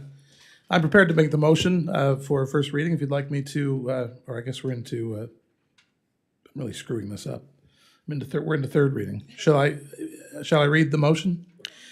Whereas a public Yes, notice please. has been published on the Town of Quispamsis website pursuant to Section 15.3 and 15.4 of the Local Governance Act, and whereas proposed zoning bylaw amendment number 038-37 received first and second reading at its March 21st, 2023 regular meeting, and whereas proposed zoning bylaw amendment number 038-37 will create zones where hobby beekeeping is permitted, define lot sizes and setback requirements, identify number of beehives permitted on a lot, ensure best practices are being followed, provide staff a mechanism to manage hobby beekeeping within the municipal boundary, and provide a balancing act between the beekeepers' needs and the residential needs. Be it therefore resolved that third and final reading be given to proposed zoning bylaw amendment number 038-37, a bylaw amendment of the municipality of Quispamsis respecting apiary operations. Seconded by Councillor Olson. On the question? On the, Councillor Luck? Yeah, thank you, Deputy Mayor. My question's directed through you to someone on staff. I'm not sure who would be able to answer this. So it's in regards to, once the third reading is done, will this bylaw give us the opportunity to address the initial issue that was brought up that kind of created this bylaw a few years ago, or the need for this bylaw? Will we now have something like some type of teeth to address some of the issues that were raised as a concern initially? Thank you. Please.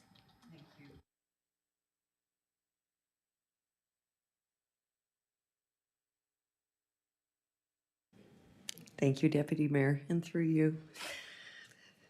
We are going to work diligently with everyone in the community that we are aware of that has bees to bring them into compliance with the bylaw. So we will be working with the resident that this first came to our attention, and we're hoping that, yes, whatever is in the bylaw, of course, we don't want to resort to legal actions or whatnot, but of course, there's been something placed in the bylaw that makes it an avenue available to residents.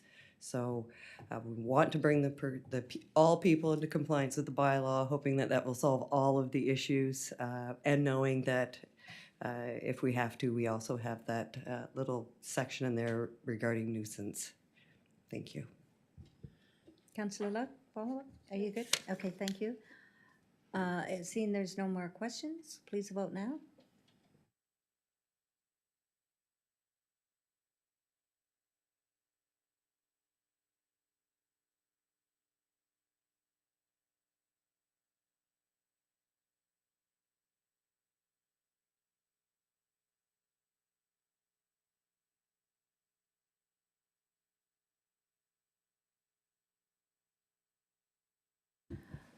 Motion carried 6-1, nay, Councillor Donovan.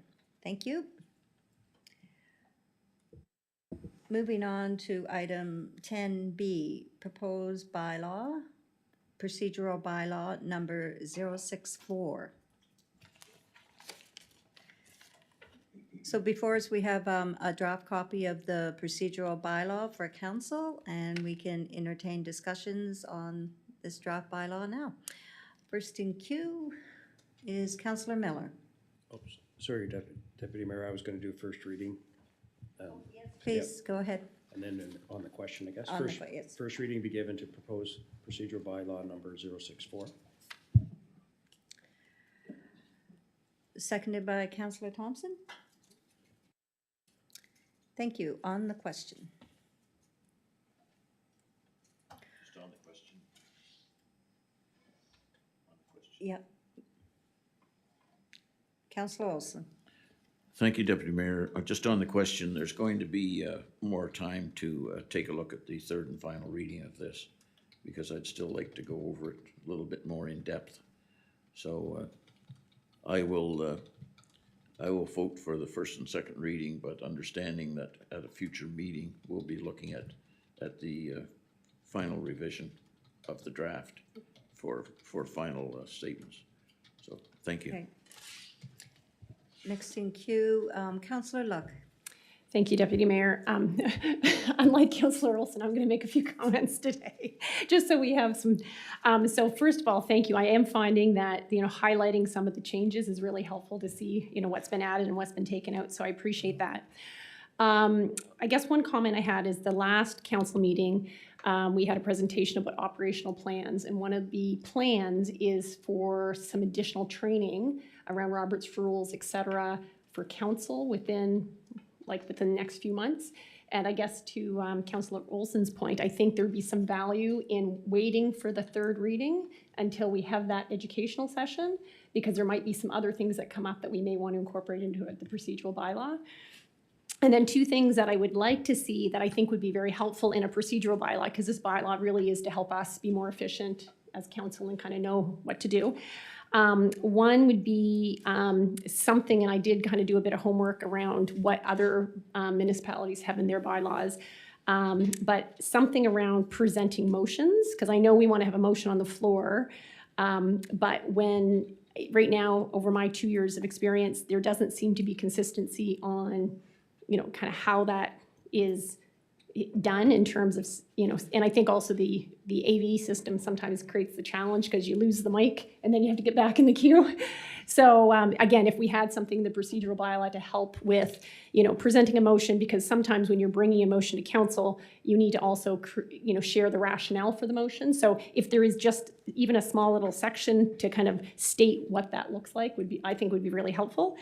And then also kind of along that lines as well, when we have staff and residents present to us, I guess one of the ways I've kind of worked around the mic is you throw up on them and ask 15 questions because you're not going to get the mic back. So again, if there's a way of kind of supporting a better dialogue with our presenters, where perhaps there's something in the procedural bylaw that, the mic goes back to you for a follow-up, because sometimes they don't even answer the question, and sometimes they've, it's gone to the next person in queue and you haven't actually got your question answered. So if there's something that we could kind of tweak so that there's some consistency just to support better dialogue with our presenters and staff. So those are some other things, but thank you for the updates to date.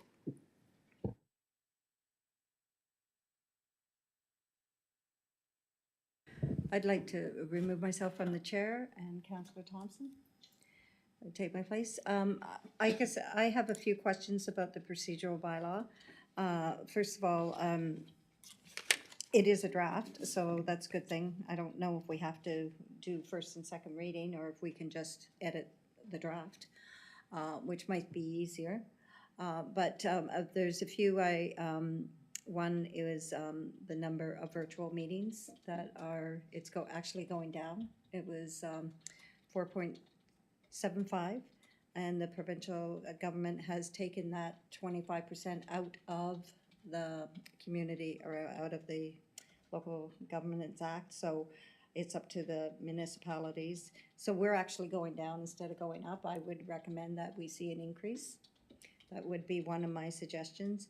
The other one was just along the lines of Councillor Luck, it's that it's very clear on how, if we're going to put the motion forward, first debate, because sometimes we get off track. I did it tonight, said, and the councillor, our clerk keeps us on track. So yeah, very clear steps on how that's to go about. And those are my comments, and we can, and I have a few more regarding not only the number of meetings virtually, but also, I also had, what was the second one? If we could actually, could see changes before the first and second reading, if we're allowed to have any changes. So with that, I'll take myself off back into the chair and put it forward. We can do a motion to do first and second reading, or we can ask staff to amend, or what would the pleasure be of?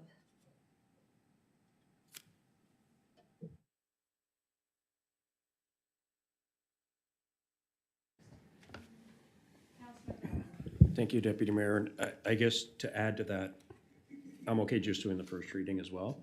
But I would also concur with yourself and Councillor Luck is I prefer that we would actually have a discussion first before we do the motion, because it just, I find it you get to learn a lot more when you're doing the discussions, and then you can change your motion or put the motion forth after. So I just find it's better to hear some of the comments first before the motion. But that's me personally. I know we've been, to your point, we've been kind of going back and forth.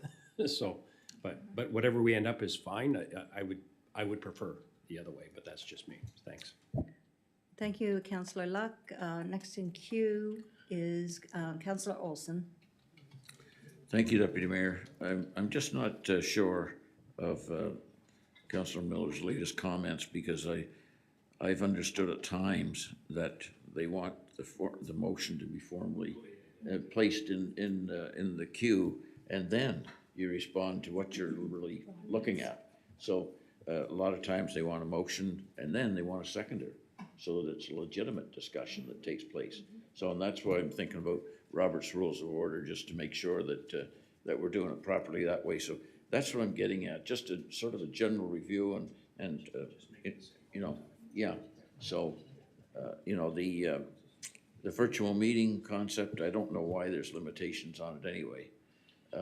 It's,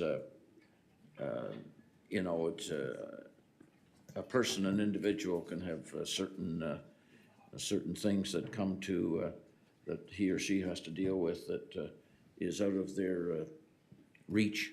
And they've got to deal with it. And so to put an artificial limit of 4.75, I think it should be either unlimited or go to eight per year or something like that. But, you know, I don't think there's any member of council that would deliberately play games with the mutual virtual meetings. And so, anyway, I've got some concerns with virtual meetings too. Thank you. Thank you, Councillor Olson. Before I go to Councillor Luck, I'll go to our acting CAO, Aaron Kennedy, for comment.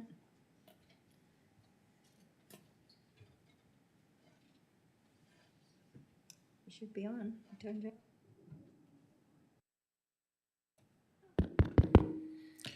Thank you, Deputy Mayor. If I could just go through you to Councillor Olson. When the province changed that item in the Local Governance Act and removed any restrictions, we were quite shocked by that. And certainly not a reflection on any member of this council currently, but we always have to think ahead.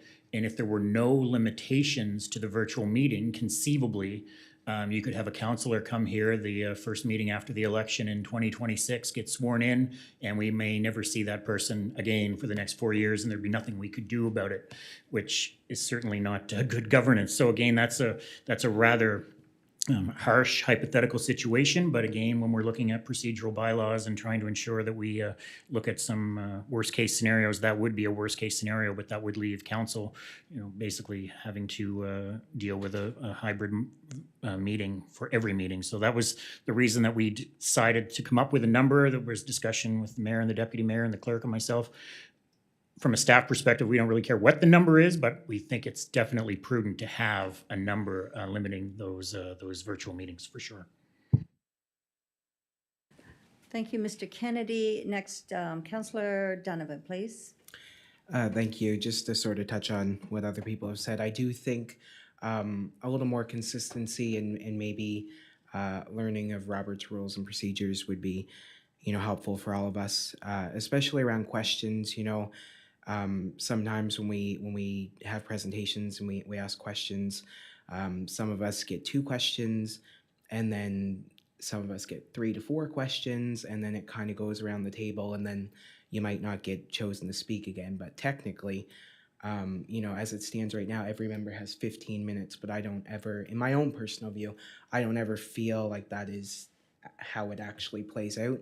I'm fine with the 10 minutes because I think that does go right in line with what Robert's Rules says, but I would like to see, or to have a little more assurance that I would actually have the full 10 minutes if I so choose, instead of getting, you know, maybe cut off.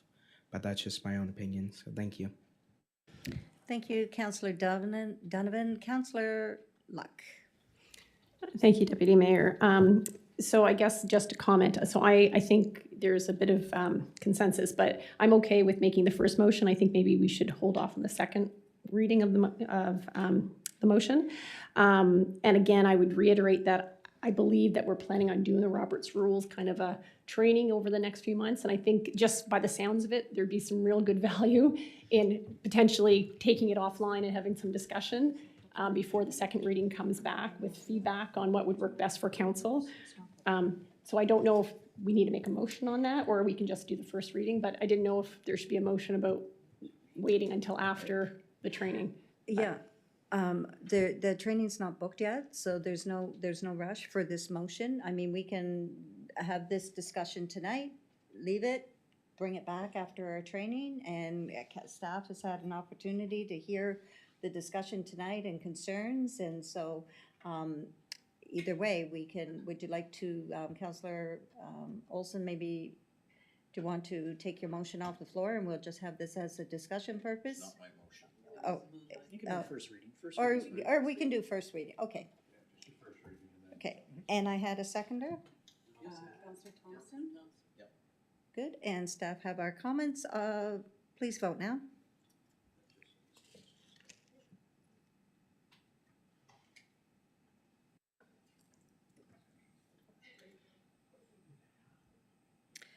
Motion carried, 7-0. Thank you for the discussion. And we're on to, excuse me, I wasn't on there. Staff recommendation on, I'm sorry, 7A. 11A. Solar street light pilot. Mr. Loge is on the screen. Good evening, Mr. Loge. Would you like Good to evening, bring Deputy council Mayor. up to date?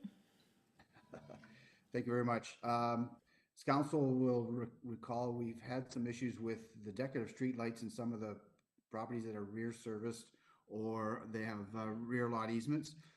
We've investigated from a staff perspective different options to try to facilitate a level of service that's been consistent throughout the subdivisions in the community.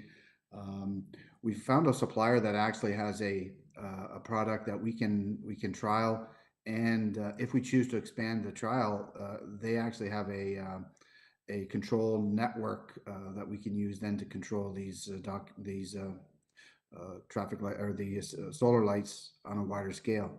Things like hours of operation, brightness, coverage area, things like that. So we're comfortable with the recommendation being made to council. We're proposing 3 trial areas because what we can do is we can address one outstanding issue that council's probably been aware of in the last 2 years.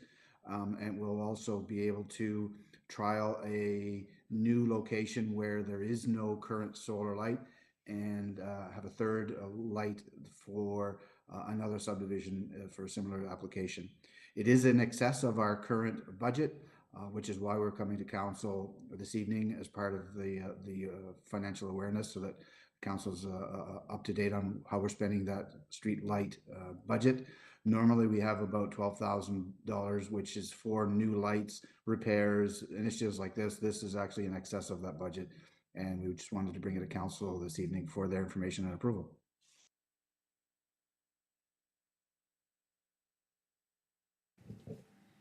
Thank you, Mr. Loge. We do have some questions. Councillor Olson, please. Thank you, Deputy Mayor. I'd like to thank Mr. Loge for his diligence in looking into this. I think solar is the way to go. I've been approached by the residents of the area. One of the test areas that we're looking at now, and as Mr. Loge said, it's been over 2 years, and it's been frustrating for the residents. And I think that we could go forward with this with the knowledge that we're investigating something which is new in our community, but it's also going to remedy a serious concern for some residents.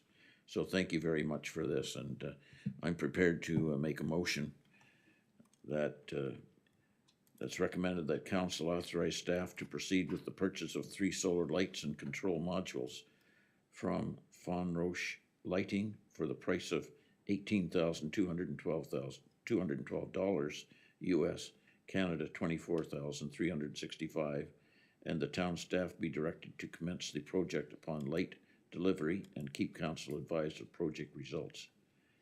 Once final costs are accounted, then any project cost beyond the current allocated budget will be redirected from any budget surplus in 2023 or be redirected from reserve funds. Thank you, Councillor Olson. Councillor Seconder, Councillor Donovan.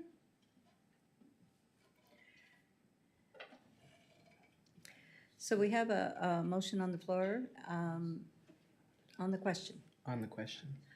Councillor Donovan and then Councillor Miller. Thank you. Thank you. I actually think this is a really exciting opportunity.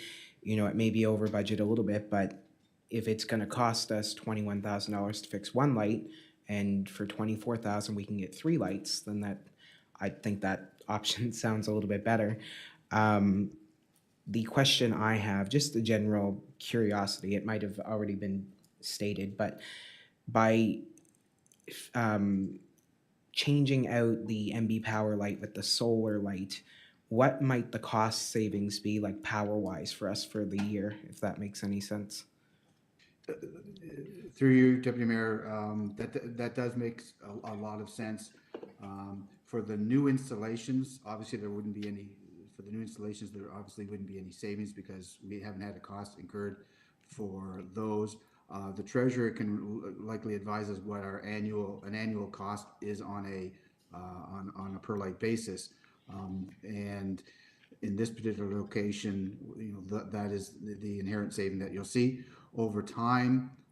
I don't anticipate seeing us eliminating every single NB Power street light, the rentals, because it's just not that cost effective, especially if you're looking at only $100 or $200 or less for annual power. But it is going to help if we have to negotiate easements or direct buried conduit or things like that. These is when you're going to see the savings.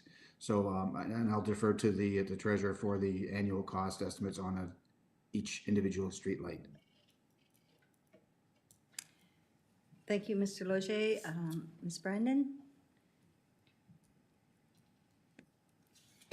Oh, So I don't exactly know the exact number of streetlights that we have in the town, but I know that our electricity for streetlights is about $150,000 a year that we pay in streetlights. Gary, I don't know if you have a number of exact streetlights. I could do the math. So that tells me we're looking at about $250 a year for a streetlight for power costs, because we're about just under a couple of thousand of lights. So yeah. Thank you. Thank you. Next in queue, Councillor Miller. Thank you, Deputy Mayor. Through you, Deputy Mayor, to our Director of Engineering. I was reading through here, so it says that we should be able to have 15 hours of light because that's what we're going to need. My question is, I think you made a comment that they have some type of device that you could, let's say if we wanted to put this somewhere else because of whatever reason, but we wanted to turn off at 3 o'clock or 2 o'clock in the morning.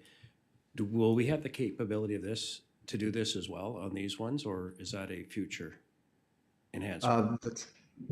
Through you, Deputy Mayor, the trial really is going to be looking at coverage and effectiveness of light and the outreach. As I mentioned, if we go further into the program and want to expand a network, the control module or the control component is an additional I think it's about $5,000, but it's a one-time purchase that you can then use to do things just like that, control hours of operations, spread, that type of nature. It'd be just like the Wi-Fi controlled lights at your home that you have. You can decide if I'm going to turn it on at a certain time, or the only thing we won't have it voice activated, so we won't have people telling Siri to turn on their street light. So that'd be the big concern. Thank you. I'd like to remove myself from the chair to Councillor Thompson so I can ask a question. My question is on the budget. The budget is identified as 18,000, and this is over and above. I'm wondering what projects, if any, are being bumped in order to allow this to happen, because the 18,000 must have been budgeted for some streetlights through our community. So how would they be attended to this year? Thank you. Generally, the Deputy Mayor, what we do is we do look at new installations or repairs, and traditionally the new installations or the repairs are at staff's control or as a result of direct requests to council. We've seen that particular budget not fully expended from year to year, which is why we've chose that particular budget. It's not coming out of the actual power bill, that direct cost as was referred to by the treasurer. So this is strictly for new installations or repairs to, say, for example, the lights that you see along the Pettingill Road or the Hampton Road, those carriage style lights. If we had to take down a post and weld it or repair it. So we have the ability to control those types of expenditures, and we're comfortable that we won't expend the full amount this year, but it still is going to be an overage on the budget, which is why we're making council aware of it, what the ultimate cost might be. Thank you very much. So we have a mover and a seconder on the question. Please vote now.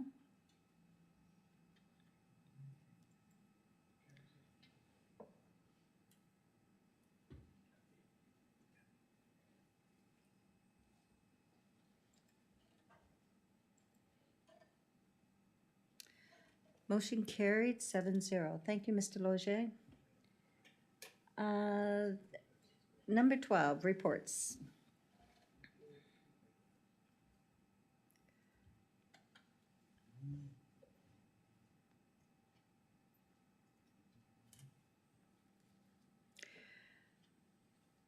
Councillor Olson. Thank you, Deputy Mayor. I'd move we receive and file reports. Seconded by Councillor Luck. Thank you. On the question? See none, please vote now.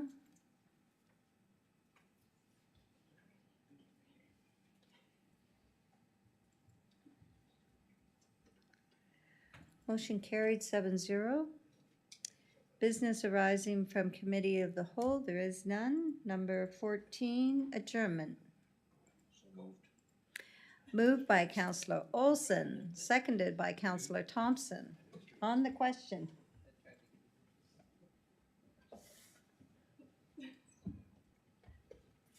Seeing there is none, please vote now.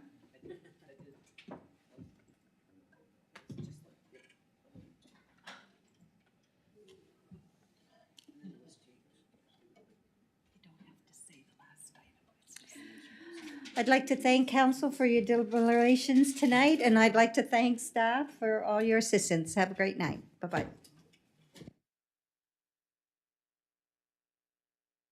Motion carried 7-0.